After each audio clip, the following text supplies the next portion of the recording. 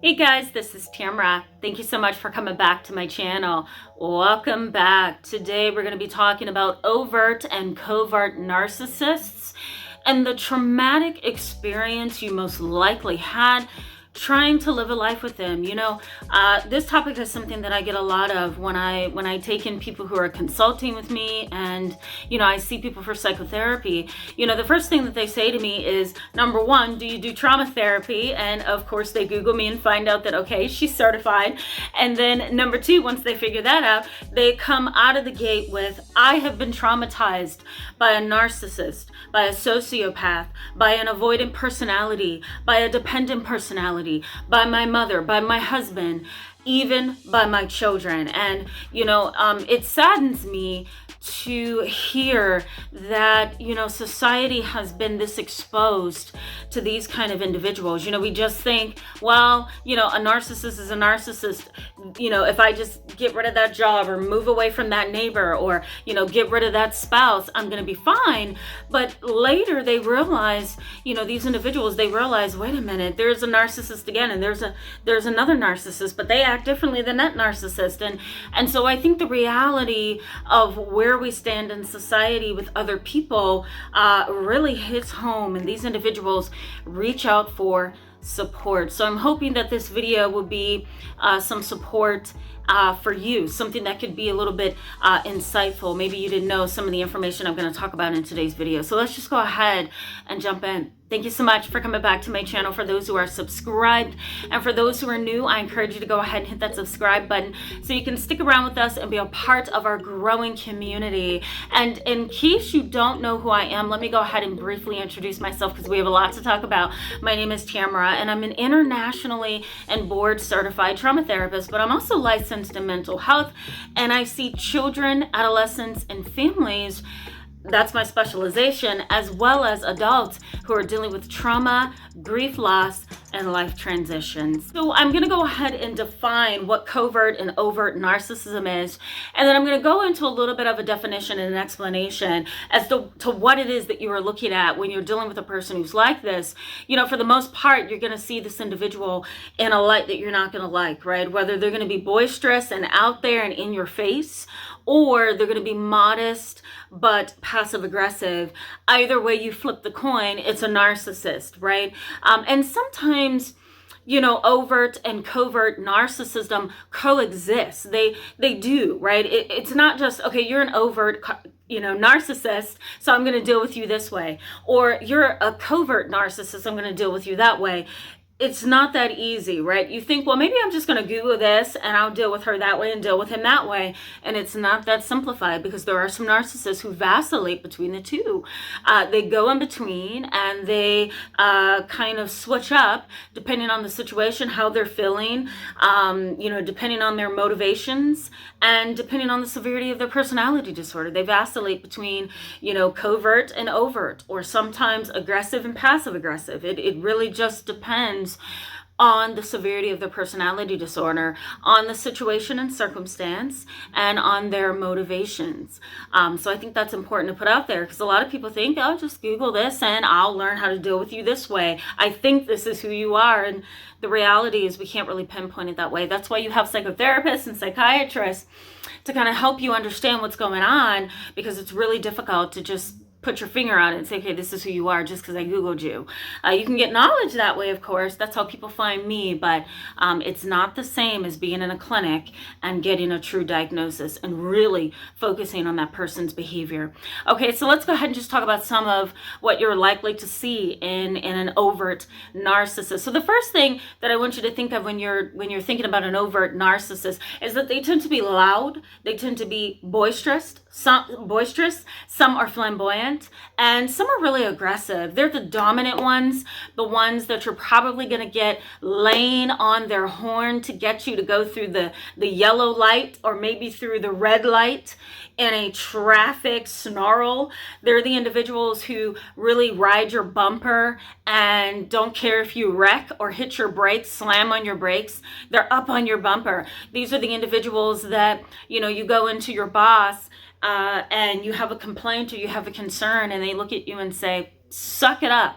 get back to work, you know, or you have a mother or a father who is shooting up right in front of you or drunk in front of you, but will never admit it. But they'll scream their head off, they'll slam doors, and they may even go so far as to lie on you and try to make you look like the liar, right?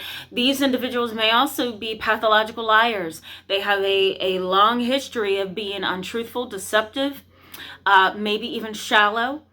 These individuals are just not empathetic. They don't have what's called theory of mind. Theory of mind, which we also call TOM.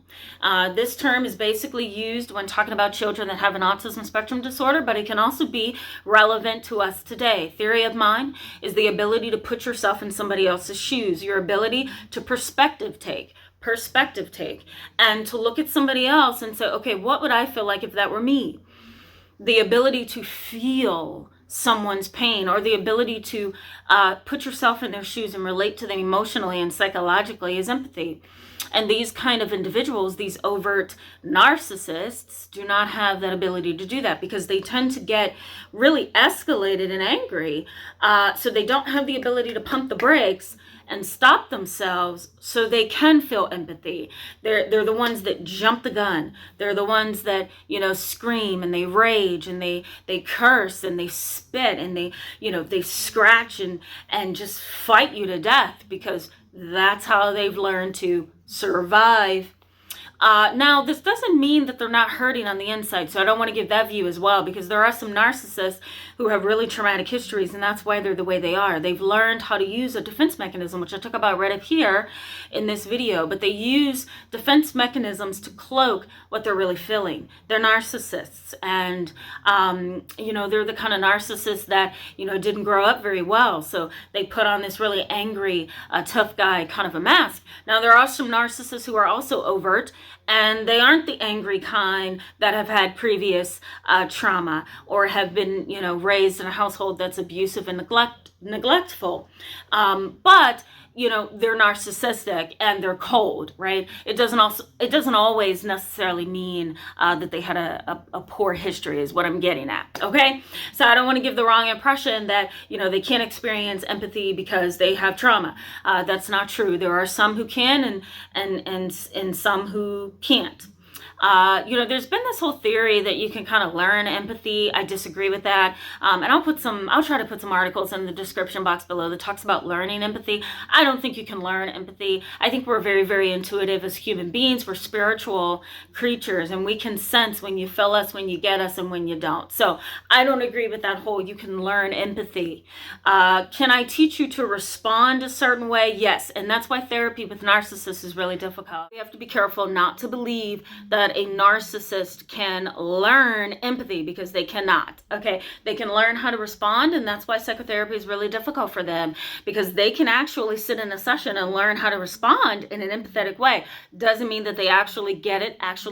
Doesn't mean that they click with it. Okay, so that's an overt narcissist. And again, I want you to keep this in mind. Sometimes that overt and that covert narcissist, they vacillate between modesty and aggression sometimes, but it's all coming from a place of narcissism. Okay, now you may be wondering, well, how are you modest and you're a narcissist? Well, here's how. You can be a narcissist in the sense that you donate to organizations because you know that somebody's going to find out about it. You volunteer your time at the local food bank because you know somebody's going to see you and they're going to think that you're charitable. You give away your money and your possessions because you love the feeling that you get when somebody else thanks you, or when somebody else says, oh my God, you're the best person ever in the whole entire world. That is narcissism, but it's at a modest level, right? You're not really throwing it out there that you're wonderful and you're great, right? But you kind of internalize in a grandiose way how you see yourself in relation to other people in the world. Okay, so that is kind of like a modest narcissist. They know how to get what they need emotionally and psychologically by doing wonderful things. That is a narcissist, okay? You're not doing it for someone else, you're doing it for you. So let's go through the symptoms of a covert narcissist. And this is an individual who hides, okay? These individuals are passive aggressive, They hide. They are not out on a rooftop shouting that they donated $1 million to this charity, but somehow it gets out. And usually it's through social media, through a friend, through a family member. You may also sense from this person smugness. You know, their silence kind of speaks to you that they're grandiose, or it kind of speaks to you that they think they're better, okay? They have almost like a silent superiority. And that silent superiority, you know, you can sense that, you can feel that, it's there. Now, you know, these kind of individuals I've had in sessions with families, because I do a lot of family counseling. So I've, you know, had moms and dads in my office here where I've dealt with, you know, the father, and the father is really kind of smug. You know, he doesn't really see a reason to be humble and modest. He's finding it really hard to apologize. You know, he's finding it really hard to be private with, you know, his charitable acts. He's giving money out all the time to a point of making his family poor, right? Not being able to cover the expenses of rent and mortgage and gas and activities because he's too busy donating all of his money. And he claims it's for a good reason. The reality is that it's not. It's a personal reason, right? You know, I've also seen in families where these individuals have some kind of internalized rage, and they are angry and envious on the inside, even though on the outside they may smile with the person that they're envious of, or they may act as if they are just humble and modest, and really they're housing within themselves a lot of envy and rage. These kind of individuals are also alcoholics for the most part, and drug addicts, substance abusers, and they have a really hard time admitting that they need help. And they may do things like, you know, play on family members' guilt. They may try to manipulate your understanding of them. They may cry and beg for money. All of this is narcissistic.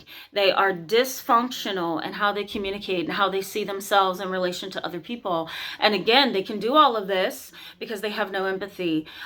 So, you know, this individual is more hidden. They're passive aggressive. They're the, I'm going to slam doors until you prove to me that I am worth it, right? I am going to snatch right out from under you the house and the car I bought you because you need to understand that I bought it for you, right? That's the narcissistic attitude that I've seen in families like this with covert narcissist traits. So, you know, narcissists are really complex individuals, and it's not so easy, again, to Google them and say, okay, guess what?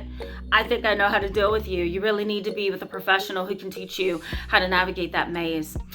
In the next video, I'm going to talk about the trauma that you most likely have experienced as a result. I don't want to make this video too long. I've been doing a lot of really long videos, so I want to make this a short one. So stick around for the second video. We're going to continue this conversation. Thank you so much for coming back to my channel, guys. I encourage you to go ahead and hit that subscribe button if you want to stick around for the next couple videos on this topic.